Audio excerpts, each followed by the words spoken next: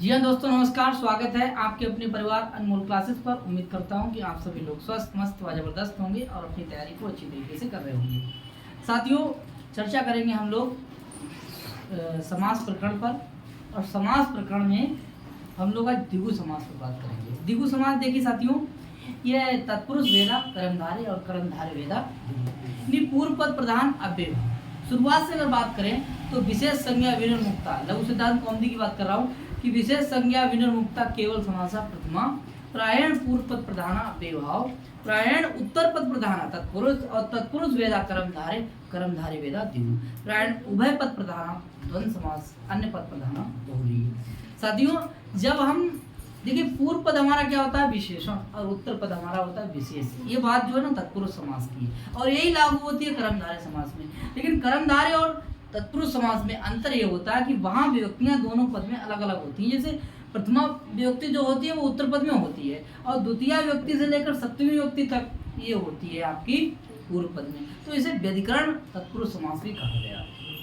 बात करते हैं कि जहाँ समान व्यक्ति हो, जहाँ कैसी व्यक्ति हो समान, यानी कि पूर्व पद में भी आपकी प्रथमा, उत्तर पद में भी प्रथमा, ठीक है, तो वहां पर आपका समास हो जाता है कर्मधारय। इसे समानाधिकरण तत्पुरुष समास भी कहते हैं, आप लोग जानते हैं।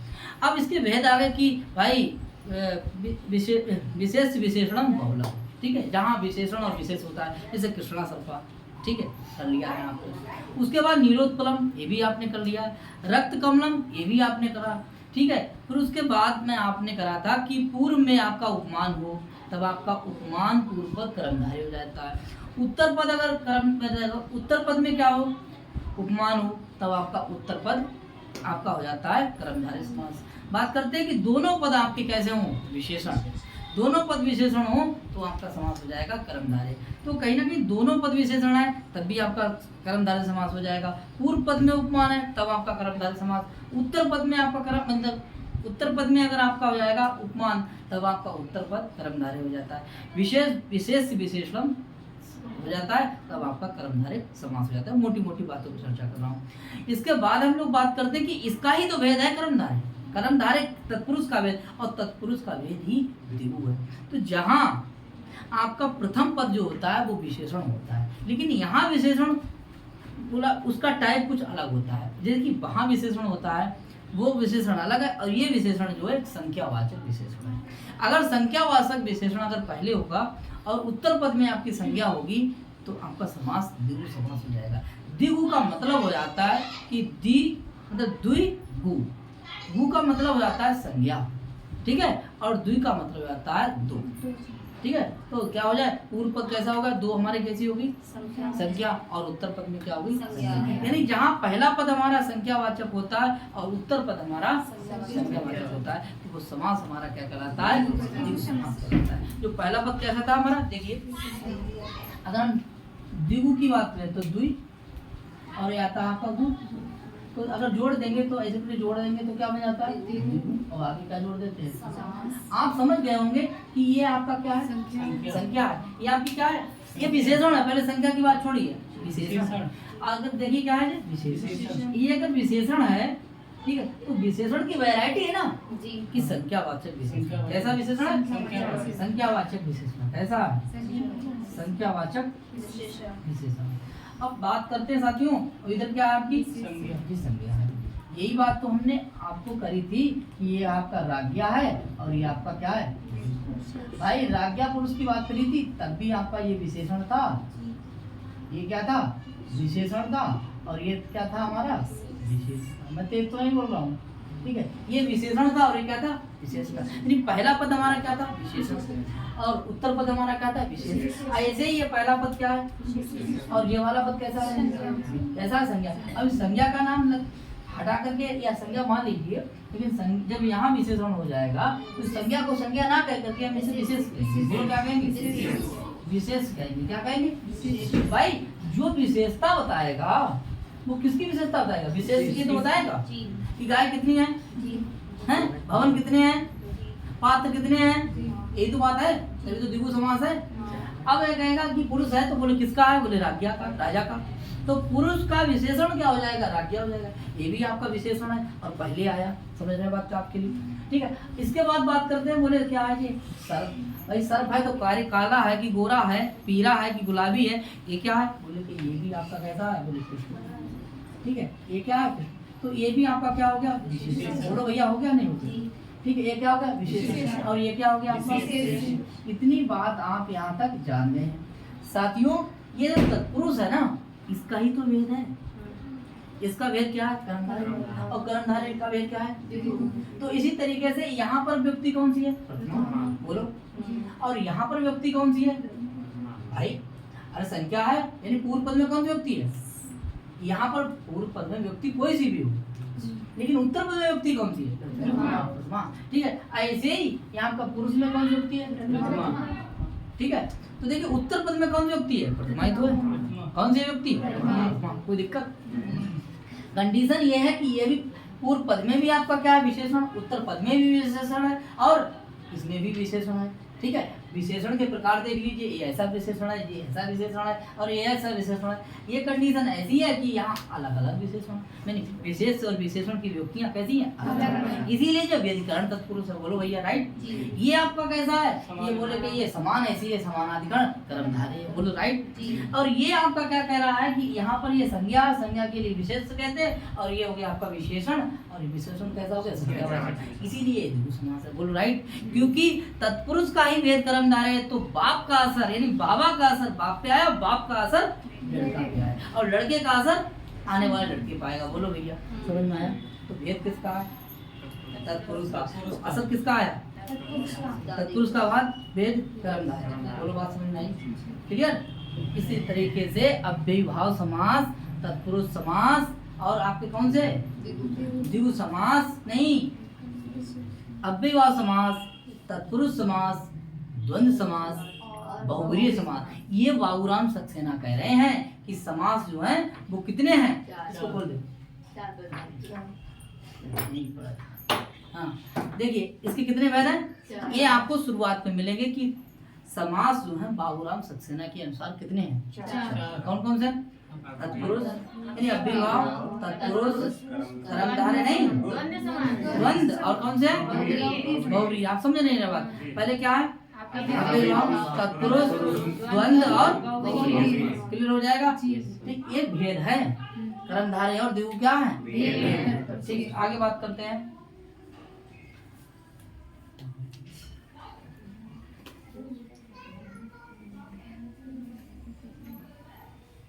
चलिए अब बाबूराम सक्सेना को हम लोग खोल लीजिए। बाबूराम सक्सेना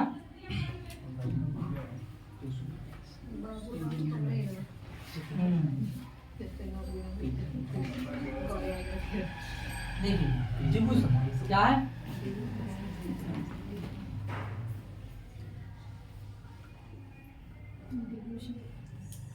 द्विगु समास, ठीक है।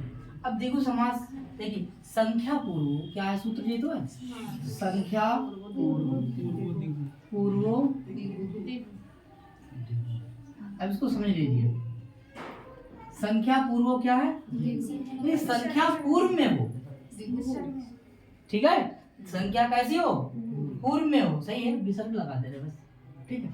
संख्या कहाँ हो, पूर्व में हो, समास क्या कहलाता है, तो संख्या संख्यावाचक विशेषण नहीं है, तो विशेषण है, संख्यावाचक क्या है, विशेषण, तो पूर्व पद में क्या हो गया, विशेषण, विशेषण का कैसा विशेषण है, संख्यावाचक, इसीलिए कह दिया कि संख्या पूर्व, संख्या पूर्व में है और उत्तर पद में संज्ञा है, तो क्या कहलाएगा हमारा, तो देखिए इधर क्या लिखा हमने, संख्या, इधर क्या लिखा हमने, संज्ञा, और बराबर क्या हो जाएगा हमारा, द्विगु समास, बोलो यहाँ तक कोई दिक्कत, ठीक। यह क्या है, पूर्व में, बोलो क्या है, पूर्व पद, ठीक है। और ये क्या है हमारा, उत्तर पद, ठीक है। तो समास कौन सा हो जाएगा, क्लियर, यही तो है, संख्या पूर्व द्विगु, संख्या पूर्व में कौन सी है, संख्या पूर्व में है, आगे क्या है, संज्ञा, समास कौन सा हो जाएगा, द्विगु समास।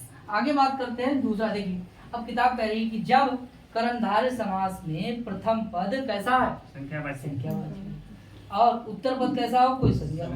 तो देखिए उसे क्या कहेंगे, है समास कौन सा, कर्मधारय, लेकिन नाम आ गया कौन सा, अब उसे किस नाम से पुकारने लगे, कौन से, क्योंकि भाई यहाँ देखिए उदाहरण, ये कर्मधारय क्यों कहा, ये कर्मधारय क्यों कहा, कह रहे हैं कि जब कर्मधारय समास में प्रथम पद कैसा होता है, संज्ञा, और उत्तर पद संज्ञा। तो इस बात को क्यों कहा, तो देखिए उदाहरण है, बोले पंच गवम, पंच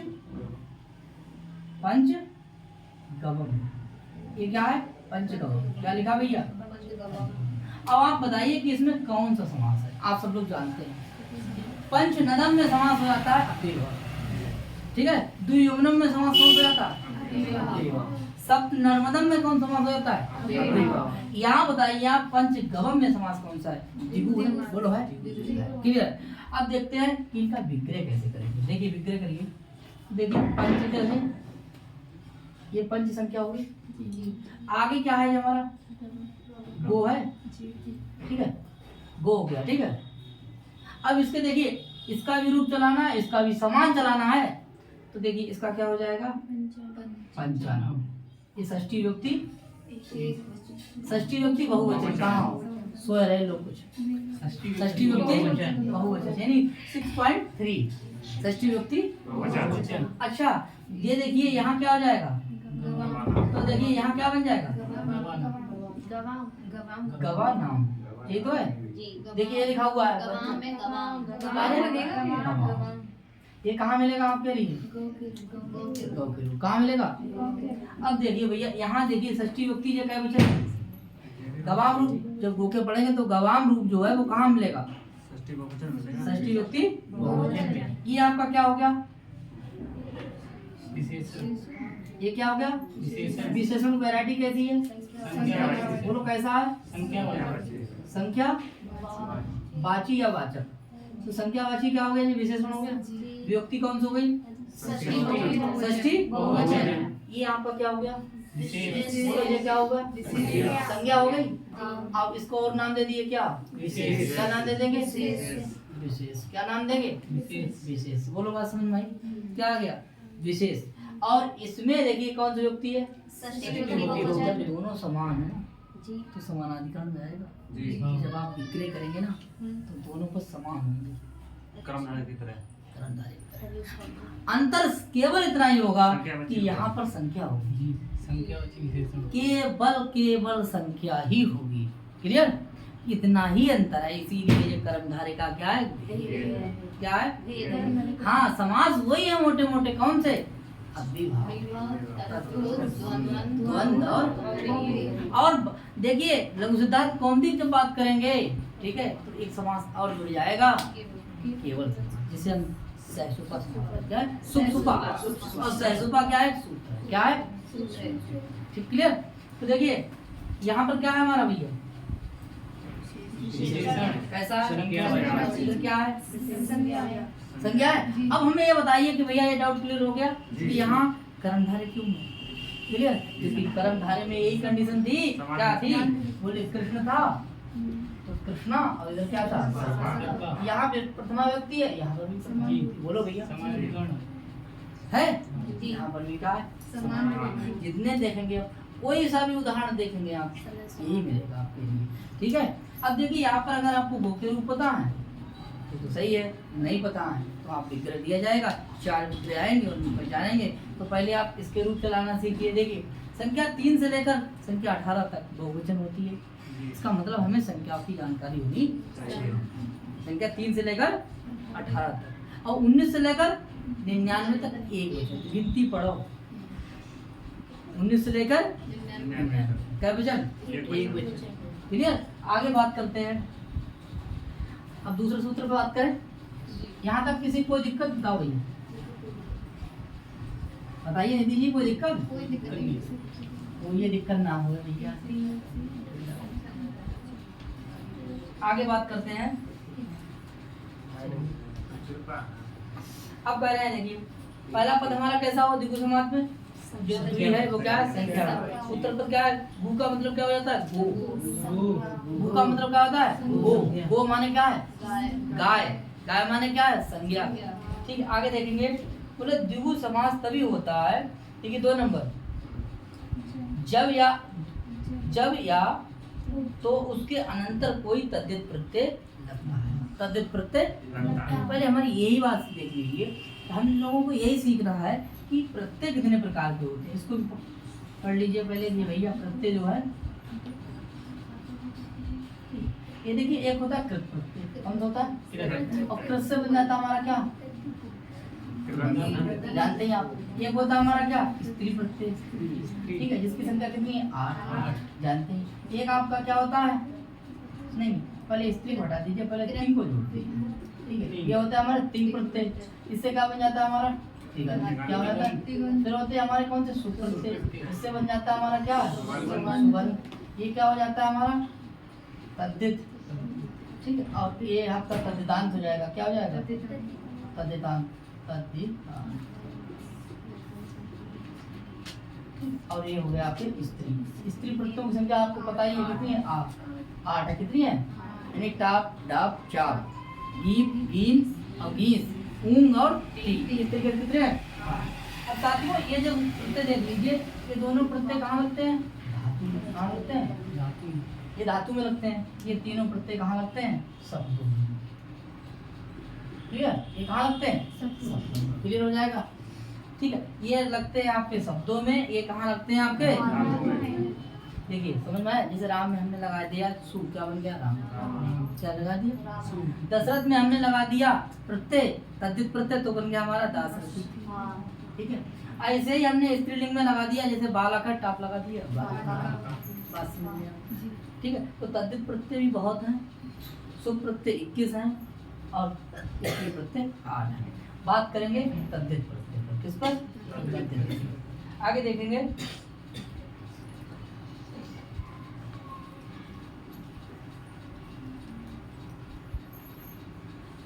अब ये सूत्र है, देखिए ये सूत्र हमारा है, तद्धित तद्धिता अर्थो उत्तर पद समाहारे। इसको नोट कर लेंगे।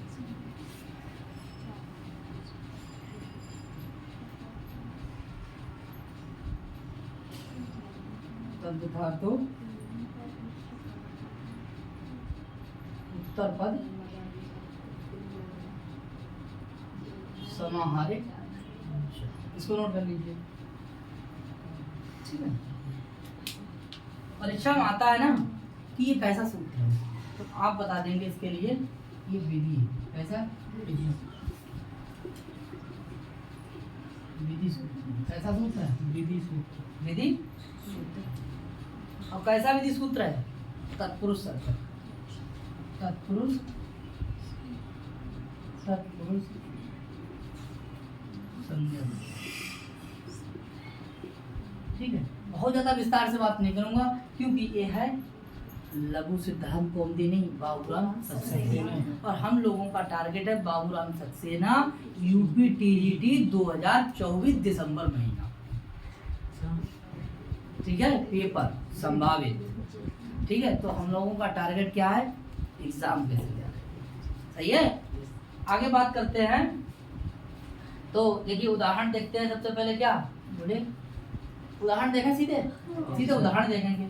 यानी तद्धित विषय का, यानी तद्धित जो है ना, पूरे तद्धित प्रत्यय के विषय का, तद्धित प्रत्यय के अर्थ का विषय होने पर, या फिर बात करेंगे कि उत्तर पद होने पर, तो ये ना थोड़ा डिटेल से इसको पढ़ेंगे नहीं लोग। ठीक है, इसके उदाहरण पे सीधे जाएंगे, क्योंकि जो परीक्षा में आएगा वही बात करेंगे। तो देखिए उसका उदाहरण क्या है, पेज नंबर आप देख लीजिए। बोले सस धन मात, क्या लगा है, सस धन मातृ। देखिए सस धन मातृ। ठीक है, मातृ जानते हैं आप, किसका है ये, माता। अब देखेंगे, इसमें देखेंगे ये आपका क्या आया, अब ना आपका सा से इसके स्थान क्या आ जाएगा हमारा, डा। अब सा के स्थान पे क्या आया, डा। ये वर्ग का कौन सा वर्ण है, पांचवा नहीं है, ये तीसरा। कौन सा है, और ये आपका कौन सा है, ये आपका कौन सा, ये कोई वर्ग का नहीं है, ये कोई वर्ग का, लेकिन ये क्या है, झल है। क्या है, झल वर्णों की संख्या कितनी है, 24 है। कितनी है, 24 है। तो ये झल है और ये क्या हो गया वर्ग का तीसरा। इसका उच्चारण स्थान क्या है मूर्धा और इसका भी क्या है मूर्धा। इसका मतलब झलाम जसो अंते लग जाएगा। क्या लग जाएगा झलाम जसो अंते लग जाएगा और ये बन जाएगा आपका क्या मातृ। यहाँ पर लगाएंगे झलाम जसो अंते। लिख लीजिए झलाम जसो झलाम जसो अंते सूत्र से हो जाएगा। ठीक है आगे लिखते जाइए नहीं तो मैं मिटा दूंगा। आगे देखिए क्या हो जाएगा षड प्लस मातृ। षड प्लस मातृ। आगे देखेंगे इसके स्थान पे क्या हो जाएगा। देखिए क्या आगे है आगे आपका माँ और माँ अनुनासिक है। क्या है और इधर वाला वर्ण जो है वो क्या हमारा जैसे हम लोगों ने षड नगरिया पढ़ा था अनाम नवती नगरी नाम वाच्यम सूत्र पढ़ा था बोलो। उसके बाद में येरो नासको पढ़ा था। तो वही कंडीशन यहाँ पे लागू हो जाएगी। अब देखेंगे इसके स्थान पर क्या हो जाएगा बोलिए इसके स्थान पर आ हो जाएगा। क्या हो जाएगा और ये बन जाएगा आपका क्या बन जाएगा मातृ बन जाएगा। क्या बन जाएगा ठीक है मातृ बन जाएगा। क्लियर है। तो ये किस सूत्र से हो गया ये किस सूत्र से हो गया अड़ा किस सूत्र से होगा येरो किससे हो जाएगा ये येरो नासको किससे हो जाएगा येरो नासको वा सूत्र से हो जाएगा। साथियों इसे मिला देंगे। किसे मिलाएंगे देखिए इसे मिला दिया सा अणा मा इधर हो गया और उसके बाद में क्या लाएंगे हम यानी सुअधिकारी लाया करेंगे। ठीक है इसमें कौन प्रत्यय लगाएंगे इस सुअधिकारी का मतलब होता है क्या सुओजस अमोट। इसके बाद लाएंगे और इसका ही सुपो धातु प्रातिपदिक सूत्र से क्या कर देंगे सुपो धातु। ठीक इससे क्या कर देंगे लोप कर देंगे। क्या कर देंगे लोप कर देंगे। यहाँ तक बात समझ में आई। अब ऐसी कंडीशन बन गई देखिए साथियों क्या हो गया इसका मतलब है कि ये संज्ञा है और ये सा क्या है सस क्या है। देखिए मूल पर जाएंगे तो हम जब एक का रूप एक दो का रूप दुई ठीक है और तीन का रूप त्रि और चतुर का रूप चतुर हो जाता है और पांच का रूप पंच और छह का रूप सस। तो यही क्या है बोलो भैया समझ में आया सस है। तो सस माने कितने हो गए और छह माताओं की क्या है संतान होगी आगे। छह माताओं की क्या है संतान है। छह माताओं की क्या है संतान है। यहाँ तक कोई दिक्कत। अब देखिए सस और ये देखिए सस और धन मातृ। तो यहाँ पर हम लोगों ने क्या कर दिया कि इसमें क्या कर लिया भाई ये संज्ञा ये आपकी विशेषण है और ये आपका क्या विशेष है और ये आपकी संख्यावाचक विशेषण है ये आपका क्या है संज्ञा है। तो हमारा समास कौन सा हो रहा है यहाँ पर बोलो हो नहीं ना कौन समास हो रहा है कोई दिक्कत यहाँ तक कोई दिक्कत। अब ऐसी कंडीशन हो जाने के बाद ये सूत्र कह तद्धिता अर्थ उत्तर पद समास। जब ये समास हो जाए जब समास हो जाए आपका तब आप तद्धित प्रत्यय लगाओ। कौन सा प्रत्यय लगाओ तद्धित प्रत्यय लगाओ। कौन सा प्रत्यय लगाओ बोलो एक बार तद्धित प्रत्यय लगाओ। और तद्धित प्रत्यय में कौन सा प्रत्यय आएगा वो आप अपनी किताब में देख लीजिए। देखिए लिखा हुआ है सस धन मातृ बराबर षड मातृ और आया अड़ की जगह पे आ आया सही कर लीजिए बाबूराम सक्सेना। ठीक है गलती बहुत करते हैं। ठीक है अड़ कर लीजिए और अड़ प्रत्यय कहाँ का है कहाँ का है तद्धित का। इसे नोट कर लीजिए। इसे मिटा दे भैया इसे मिटा दिया ठीक है यहाँ तक मिट गया ठीक है। अब देखिए हमने क्या कर दिया भैया क्या कर दिया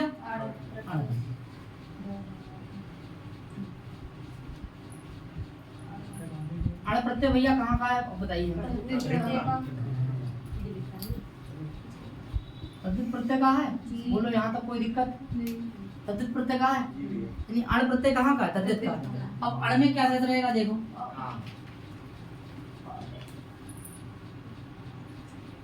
अड़ में क्या शेष रहा इसका मतलब अड़ा की इसका होगी संज्ञा लोप हो गया आगे का सिस्टम है। ठीक है बचा हमारा क्या बचा इसको लिख लेंगे इसे मिटा दें। क्या बचा हमारा क्या बचा हमारा ऐसी स्थिति में जो आपको ऋण दिखाई दे रही है इसका क्या हो जाएगा, देखिए इसका आपको क्या दिखाई हो जाएगा, इसका आपका हो जाएगा उत, क्या हो जाएगा, उत आदेश हो जाएगा।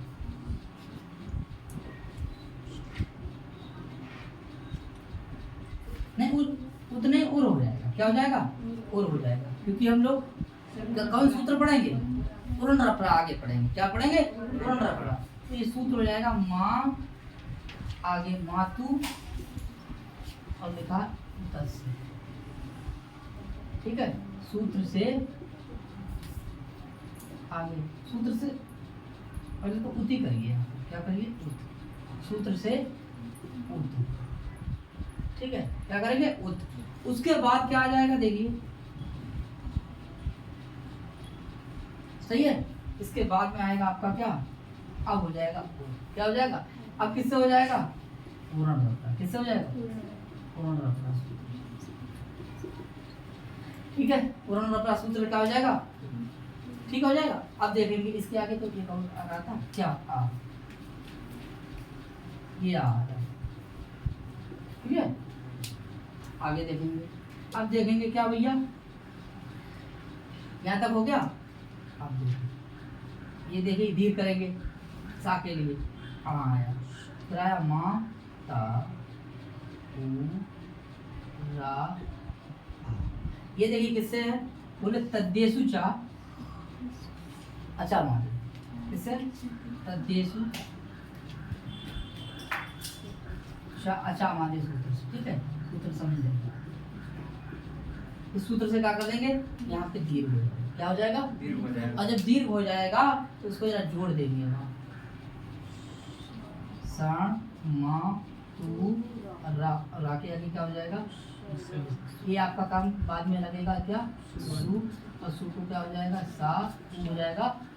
उसके बाद में हो जाएगा रा को हो जाएगा ऊ, और ऊ का जो कट जाएगा फिर राखी क्या हो जाएगी, विसर्ग। ये सब काम हो जाने के बाद में क्या बन जाएगा, शरण। क्लियर। और इसमें समास कौन सा हो जाएगा भैया, कौन समास हो जाएगा, अरे द्विगु समास,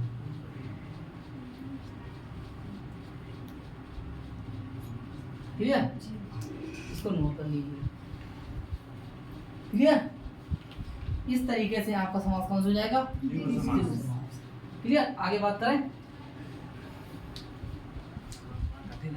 ना कठिन है, सरल है, ठीक है। ये अण प्रत्यय करा किसका, तद्धित का, अण में क्या चला गया, अणा चला गया, क्या बचा हमारा आ, इसको ले आए यहाँ पर। इस सूत्र से क्या है, मातु यानी मात शब्द है तो उत, उतस देखो उत, इस सूत्र से क्या आया, उत आया। उत में देखिए इसका देखिए, उसके बाद सूत्र एक लगा था पूर्ण रपड़ा, आ तो चल ही रहा है, पूर्ण रपड़ा सूत्र से क्या हो जाता है। अब देखिए ये लघु सिद्धांत कौमुदी में जो पढ़ाया जाएगा, देखिए आधार होगा, उसमें उर्ण रपड़ा सूत्र बताया है, जैसे इर उर, ठीक है, ये सब बताए जाएंगे, ऋण के भेद बताए, ठीक है, ठीक है। जब आप अच्छी तरीके से प्रत्याहार करेंगे, ठीक है भाई। रा प्रत्याहार कब बना, जब लड़ मध्य तु संज्ञा, जब लड़का जो आ है वो उसकी संज्ञा हो जाएगी, तब हमारा जो रा प्रत्याहार बनेगा तो वहीं से बनेगा। और रा प्रत्याहार बनने के बाद में फिर उर्ण रपड़ा में जाएंगे सूत्र पे, ठीक है। तो जो क्रमबद्ध व्यवस्था बताई गई है वो आपको लघु सिद्धांत कौमुदी में मिल जाएगा, ठीक है, वहाँ से क्लियर करेंगे। तो साथियों बने रहिएगा, क्योंकि हम लोग यूपी टीजीटी वैकेंसी के बाद आईएलटी की जब बात करेंगे तो लघु सिद्धांत कौमुदी की बात करेंगे, और इसका पेपर हो जाने के बाद तुरंत तैयार हो जाएंगे एकदम, किस पर, आईएलटी के लिए और लघु सिद्धांत कौमुदी के लिए। एक एक सूत्रों को बड़ा विस्तार से पढ़ेंगे, ठीक है। अभी हम जो विस्तार से पढ़ें तो केवल संधि, ठीक है, यह समास पकड़ेंगे तो समास ही हो पाएंगे, क्योंकि टारगेट विद्वान वही है जो सफल है।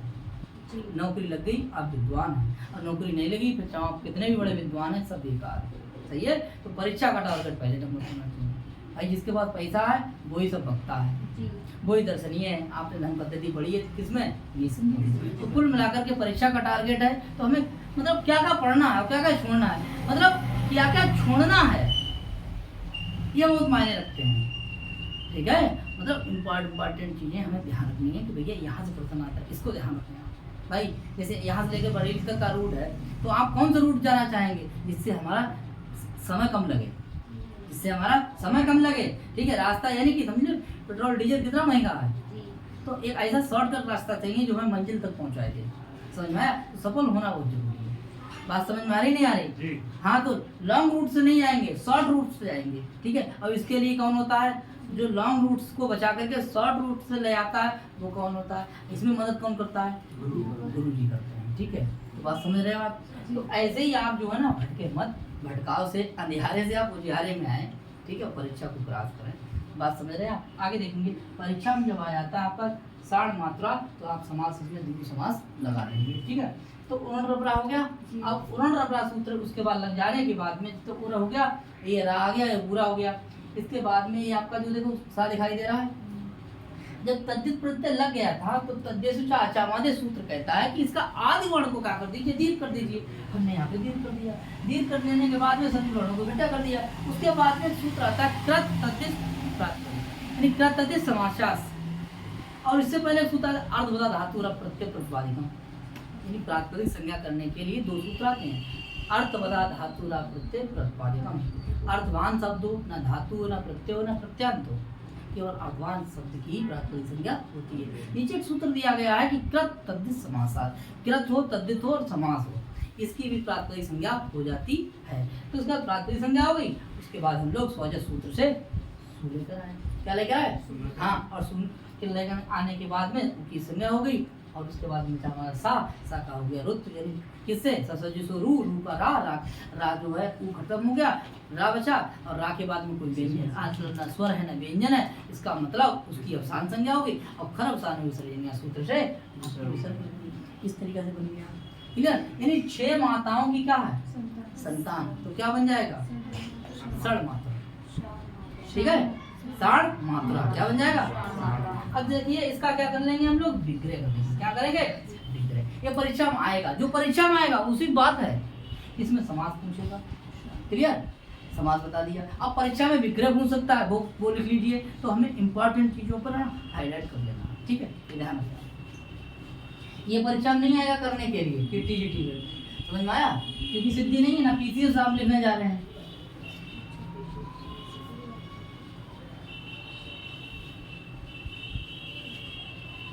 अब देखिए ये क्या है हमारा साण मात्रा, यहाँ तक है क्लियर। अब इसको हम विग्रह करेंगे। क्या करेंगे, तो विग्रह देखिए क्या हो जाएगा, सणाम, इसमें कौन सी विभक्ति है, कौन सी विभक्ति है, अच्छा इसमें क्या है, मातृणाम, मातृणाम क्या हो जाएगा,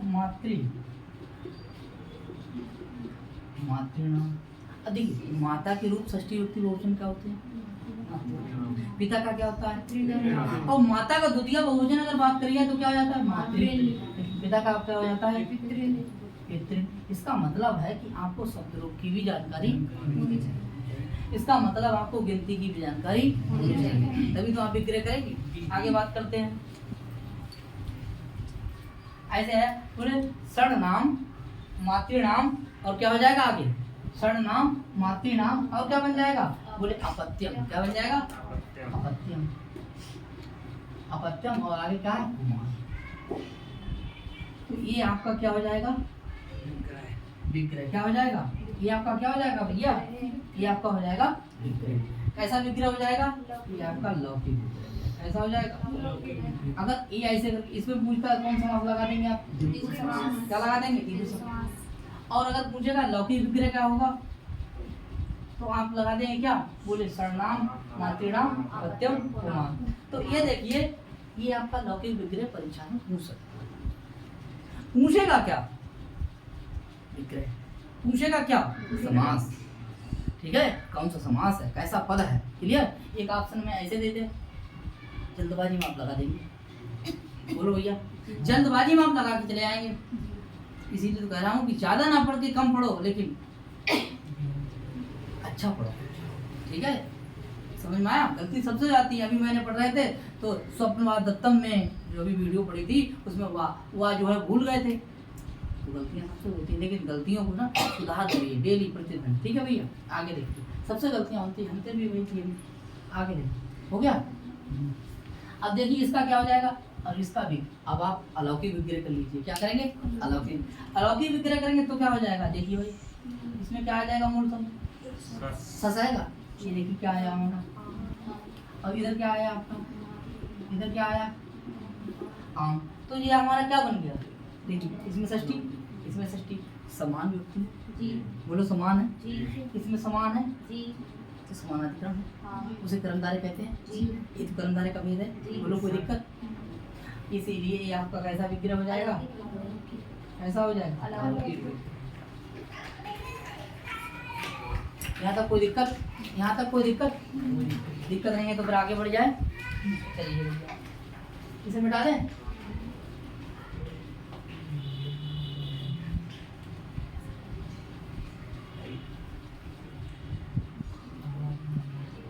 अब देखिए आगे बात करते हैं।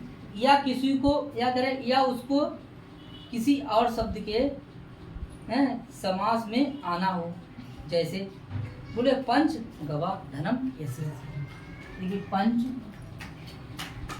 गवा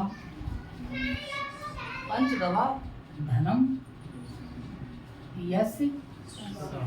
साथियों हमें लग रहा है कि ये समास बहुव्रीहि है बहुव्रीहि समास है। ठीक है। 5 गायों वाला कोई आदमी है, उसका धन है। क्या है? जैसे आप किसी से मिलेंगे ना, कोई किसान आदमी है, तो आप उससे क्या पूछेंगे? आप उससे पूछेंगे खेती वेती बढ़िया है, बाली बच्चे सही हैं? बोलो ना। बाली का है, बाली वही है जो हमने बताया है। बाली बराबर जो आदि शक्ति खींच ले, और पत्नी आपकी आदि शक्ति खींच लेती है। बोले आप मास्टर है तो वो मास्टर नहीं खींच रही आदि शक्ति। आप डॉक्टर है तो वो क्या हो गई? आप इंजीनियर है वो क्या हो गई? अब हम ये तो नहीं कहेंगे वो आप बनिए तो वो बनिया ही नहीं, ऐसा नहीं कहेंगे। ठीक है, क्योंकि ये गलत वर्ड है। ये गलत वर्ड है। तो बात ये है कि वो आदि शक्ति खींच लेती है। कौन है? बाली। और बच्चे कहाँ हैं? बच्चे। तो बाली का मतलब है अर्धांगिनी। कौन है? जो आधे शरीर का आदि हर प्रॉपर्टी की मालिक है, वो ये कौन है? अर्धांगिनी। इसका मतलब बाली जैसे सुग्रीव और बाली है, जैसे सुग्रीव लड़ने आता था बाली से, तो बाली जो है शक्ति खींच, वही आदि शक्ति खींच लेता था। ऐसे ही है बीवी, इसमें वो आदि शक्ति खींच लेती है, तो वो है बीवी। ठीक है। और बाली क्या है? बाली ही तो वो है, बाली बीवी है। और बच्चे क्या है? उसके नए प्रोडक्ट, उसके प्रोडक्ट मतलब है, तो वो हो गए क्या? क्या क्लियर हो गया? ये है बाली बच्चे। आगे बात करते हैं। तो ऐसे ही देखो ध्यान से, पंच गावा 5 गाय हैं। धनम जिसका धन, यानी काऊ पास भैया देखो ना, बस खेती नहीं है और केवल 5 गाय हैं, तो उसका वो क्या है? धन नहीं है। उसी के बारे में पूछे भैया गैया तुम्हारी बढ़िया है, दूध दे रही है, अच्छा है? बोलो ना, बोलो ना। अगर आप मास्टर हैं तो आपसे पूछेंगे बताओ भाई ट्यूशन अच्छी चल रही है नहीं चल रही? बोलो ना।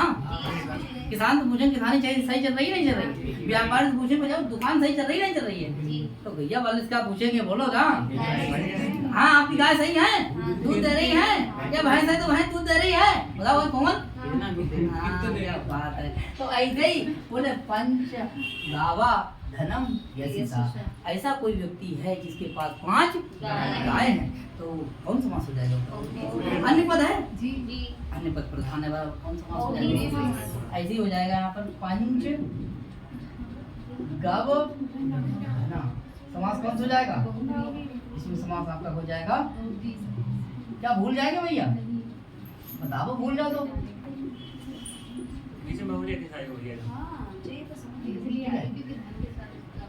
ठीक है, क्योंकि धन के साथ समास कर दिया है। 5 पंच गवा 5 गाय, अगर 5 है पंच गवम पंच, तब आपका कौन समास हो जाएगा? ये काली क्या है आपका? 5 गाय हैं, 5 गाय, लेकिन 5 गाय हैं धन जिसका, तो कोई आदमी होगा, इसीलिए तो यश सा है। लड़की तो नहीं है? नहीं। अब बताओ क्या है? अब लड़की है। अब लड़की है, औरत है, स्त्री है। इधर तो लगा लो ना, ऐसे सही है? क्या बात है। तो इसको हटा दो, इसको हटा दो, आदमी है कोई ये? ठीक है, क्लियर है? कोई दिक्कत? भजन लाल है इनके गांव में, मोहन लाल बेचते हैं, तो दूध बेचते हैं। सही कह रहे हैं? हाँ, तो दिल में आई कैसे बात? जब यहाँ तक आपको समझ में आया, बोले पंच गवा धनम यशसा बराबर क्या बन जाएगा? ये पंच गावा धनम यशसा। तो पंच गव धनम में कौन समास हो गया? इसमें कौन समास हो जाएगा? बताओ भैया, कोई दिक्कत हो बोलो। नो दिक्कत, नो प्रॉब्लम। आगे बढ़े, चलिए भैया आगे चले। चलो भैया देखो, अब लिखा हुआ है, बोले पंचगव, ये द्विगु समास ना बनता यदि उसको धन के साथ हैं, धन के साथ फिर समास में ना आना होता।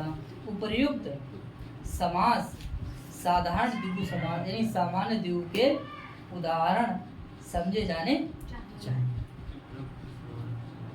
सही है, कोई दिक्कत? आगे बात करते हैं। बोले द्विगु समास किसी समूह या समाहार का द्योतक होता है। किसका होता है? समाहार।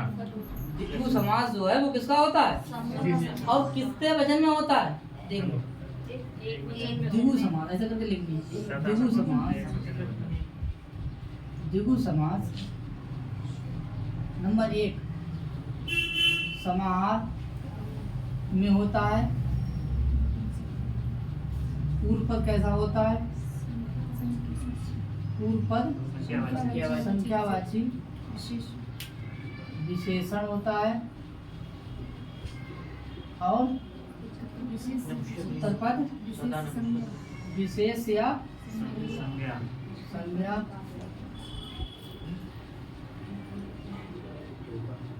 और देखिए नंबर 2, नंबर 3 और नंबर 4। नंबर 4 क्या है? हाँ, सदा क्या हो जाएगा? हाँ होता है, ठीक है। और क्या वचन होता है? एक वचन। चक्कर ना हो, ठीक है। द्विगु समास क्या होता है? समाहार अर्थ में होता है। किसमें होता है? समाहार अर्थ में। क्लियर? नंबर 2 पूर्व पद कैसा होता है? उत्तर पद कैसा होता है? अच्छा आगे देखिए, सदा कैसा होता है? सदा नपुंसकलिंग। कोई दिक्कत हो बताओ भैया। अब देखो आगे, अब देखिए यहाँ तक हो जाएगा।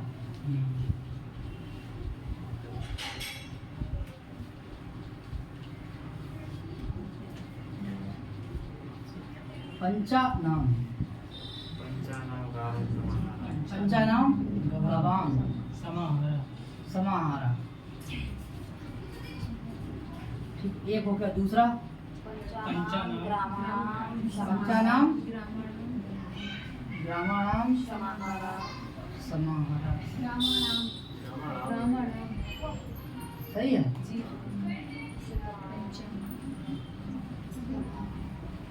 ग्रामाणाम आगे पंचानाम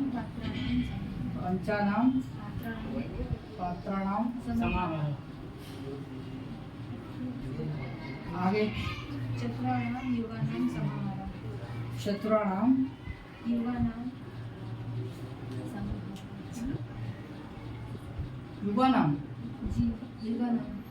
समाहारा। आगे क्या आ जाएगा?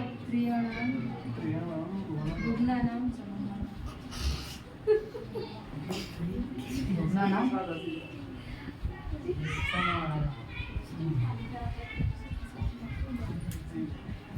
हो गया जी।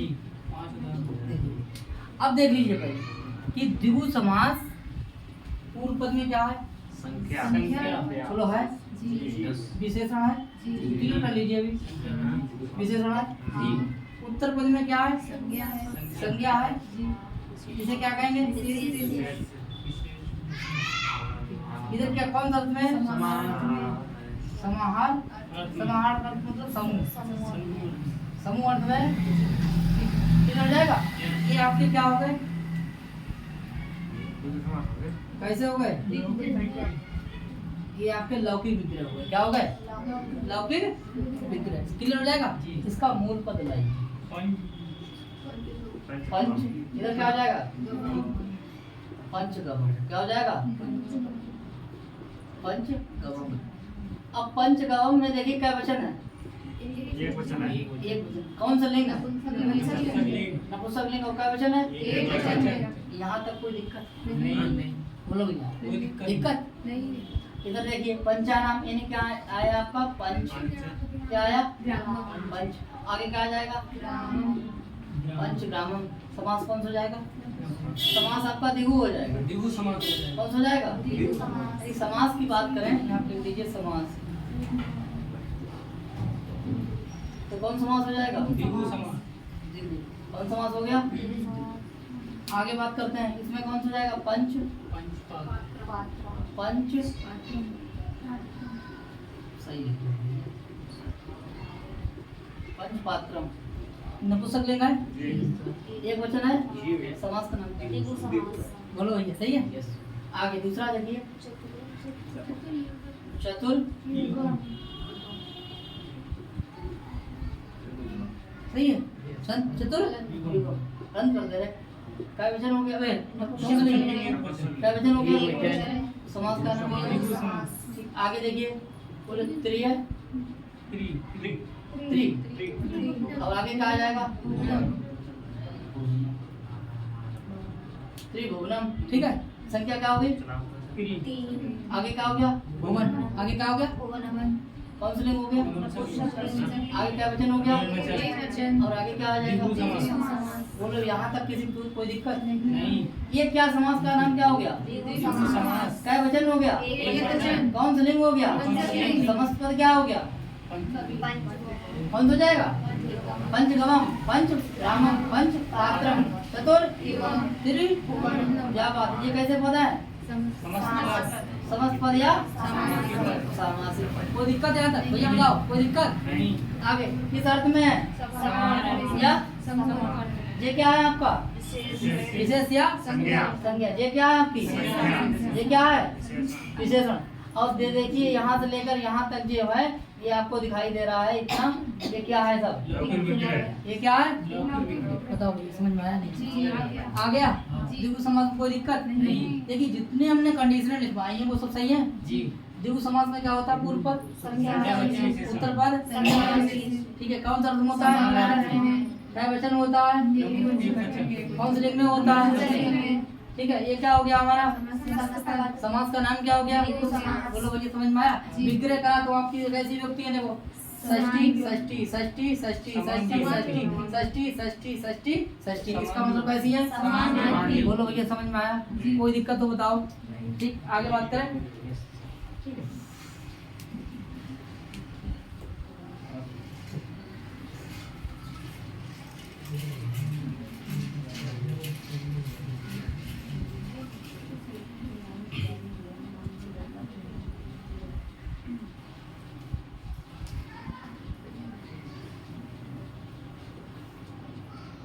इसके बाद कह रहा है क्या?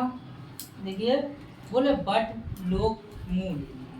बट लोक मूल, ये देखिए अकारांत शब्दों के साथ द्विगु समास कराते हैं तो समास हो जाने पर संपूर्ण पद ईकारांत स्त्रीलिंग हो जाता है। कौन सा जाता है? स्त्रीलिंग।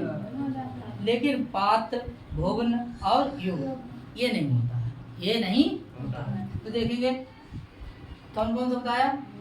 बोलो, मूल, बट, क्या हो जाएगा? लोक। देखिए, ठीक है। और कौन सा नहीं होता है? पात्र और भुवन और युग। ठीक है, ये इसमें क्या निकला? आ। देखिए, इसमें क्या निकला? आ। इसमें क्या है? इधर देखो ध्यान से। इसमें क्या निकला? इसमें क्या निकला? इसमें क्या निकला? इसमें भी आ है, इसमें भी आ है, इसमें भी आ है। ठीक है, लेकिन इसमें ईकारांत नहीं, यानी स्त्रीलिंग। स्त्रीलिंग क्लियर? इसमें स्त्रीलिंग किसमें नहीं हुआ? ना पात्री होगा, ना भुवनी होगा और ना युगी होगा। लेकिन होगा किसमें? मूल और। ठीक, तो इसमें देखिए क्या है? आ है। इसमें क्या है? इसमें क्या है? ठीक है। अब चलिए क्लियर। अब देखिए इसका क्या करेंगे, विग्रह बोलो। पंचानाम मूलानाम समाहार, क्या हो जाएगा, समाहार। आगे देखिए क्या हो जाएगा, पंचानाम बटानाम समाहार। ठीक है, आगे देखेंगे त्रियाणाम, ऐसे तो लिखा जाए, त्रियाणाम लोकानाम समाहार। ठीक है, यहाँ तक कोई दिक्कत। देखिए ये कैसी संख्या हो गई, बहुवचन है, षष्ठी। ये कैसी है, षष्ठी बहुवचन। और देखिए कौन सा अर्थ में है, ठीक, इसको जोड़ दीजिए आप, क्या बन जाएगा, पंच मूली। देखिए क्या आया, पंचमूल आया सबसे पहले, पंचमूल आया, देखो ध्यान से, पंचमूल आया। तो बर्तन ये आपका पात्र तो नहीं है, भवन तो नहीं है, देखिए इसको तो नहीं है, इसमें नहीं होगा आपका क्या, इकारांत, और इसमें इकारांत होगा। यहाँ क्या है, इसका मतलब पंचमूली की जगह पंचमूलम होगा कि पंचमूली होगा, क्या हो जाएगा, पंचमूली। क्लियर हो जाएगा, आ जाएगा। दूसरा क्या हो जाएगा, पंच बटी। पंच हो जाएगा आपका क्या, बटी। पंच क्या हो जाएगा, बटी। पंच क्या हो जाएगा, बटी। पंच बटी हो जाएगा, पंच बटी। और इधर क्या हो जाएगा, त्रिलोकी। क्या हो जाएगा, त्रिलोकी। इस तरीके से यहाँ देखिए क्या हो गया, अगर ऐसे आ जाए, पंच मूल, पंचमूलम, पंच वटम, और क्या है, त्रिलोकम। बताओ ये तीनों कैसे हैं, ये तीनों सही है, बोलो ये सही है। क्लियर, आगे देखिए इसको भी देख ले रहे हैं। ऐसे ही यहाँ क्या आ जाएगा, पंच, इसको ये नहीं करेंगे, ठीक है, इसको सीधे यहाँ पे लिखेंगे, पंच क्या हो जाएगा, पात्री, पंच त्रि भुगनी, और क्या करेंगे, चतुर्युगी। क्लियर, देखिए राज है ऊपर चला जाएगा, और आगे क्या हो जाएगा, पंच पात्रम, तो क्या हो जाएगा, त्रि भुगनम, तो क्या हो जाएगा, चतुर्युगम।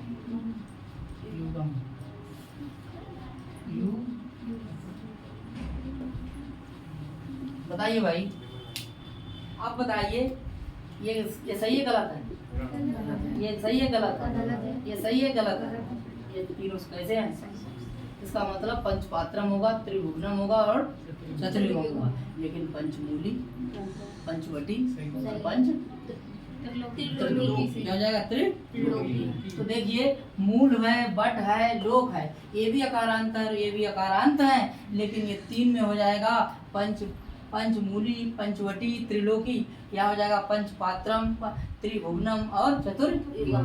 बात समझ में आ गई। इस तरीके से आपका क्या हो जाएगा, देखिए ऊपर वाले भी आपके कैसे हो जाएंगे, स्त्रीलिंग। कैसे हो जाएंगे, और ये कैसे हो जाएंगे, नपुंसकलिंग। कैसे हो जाएंगे, ये तो कह रहे हैं कि देखिए द्विगु समास हो जाने पर समस्त पद कैसा हो जाता है, स्त्रीलिंग। कैसा हो जाता है, स्त्रीलिंग। अब देखिए भाई ये आपके कैसे हो गए, ये कैसे हो गए, ये कौन सी लिंग हो गई, ये नपुंसक लिंग हो गए। कौन से हो गए, और ये आपके कैसे हो गए, नोट कर लेंगे भैया। क्लियर, समास दोनों में कैसा है, ये भी आपका दिगु है और ये भी आपका दिगु है। ठीक है, क्लियर। अब मिटा दें भैया, ठीक। बेटी जी बताइए, कोई दिक्कत आगे।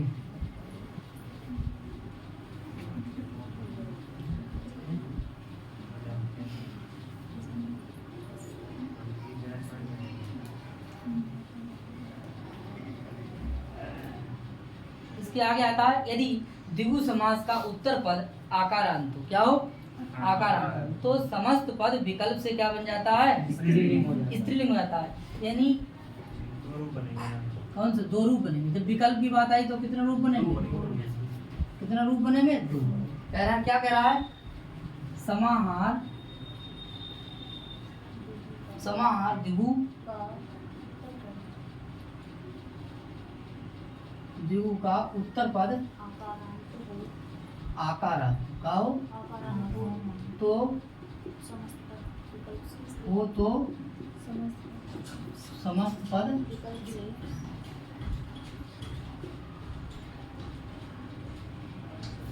समस्त पद विकल्प से स्त्रीलिंग होता है स्त्रीलिंग होता है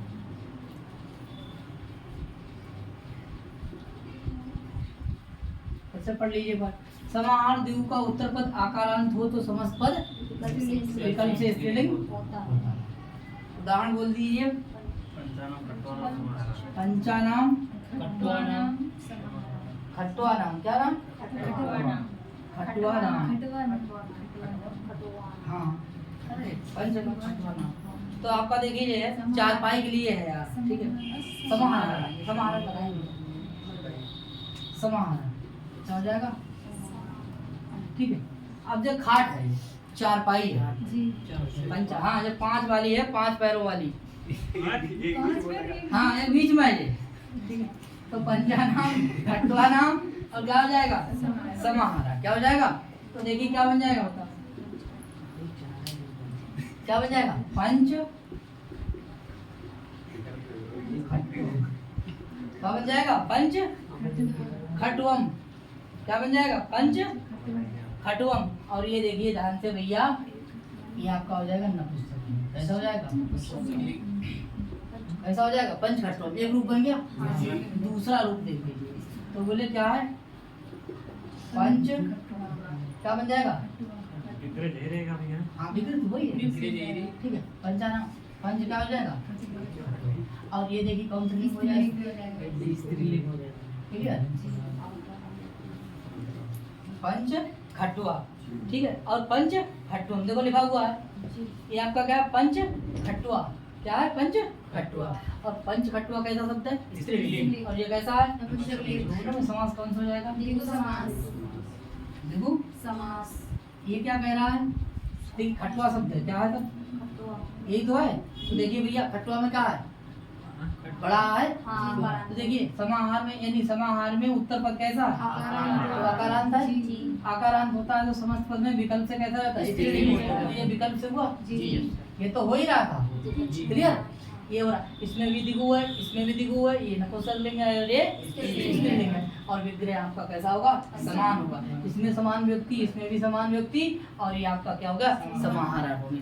ये था आपका द्विगु समास। अब किसी को कोई समस्या हो पूछ सकते हैं ठीक है बताइए भाई ठीक है। इसी के साथ आपका जो समास है वो द्विगु समास हो गया ठीक है कोई दिक्कत नहीं।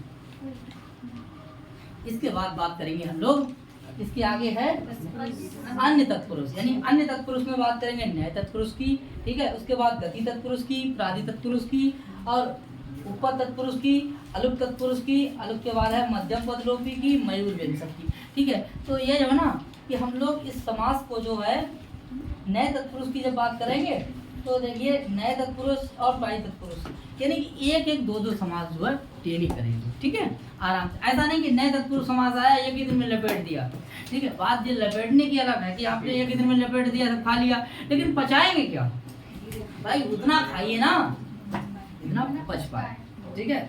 इतना ना खाओ कि पता लगा आज खा लिया बहुत और कल जो है कुछ खाने को बचा ही नहीं ठीक है। तो बात यह है कि हम लोग जो है कल बात करेंगे किस पर नए तत्पुरुष और गति तत्पुरुष या फिर प्राय तत्पुरुष यानी प्रादि पहले।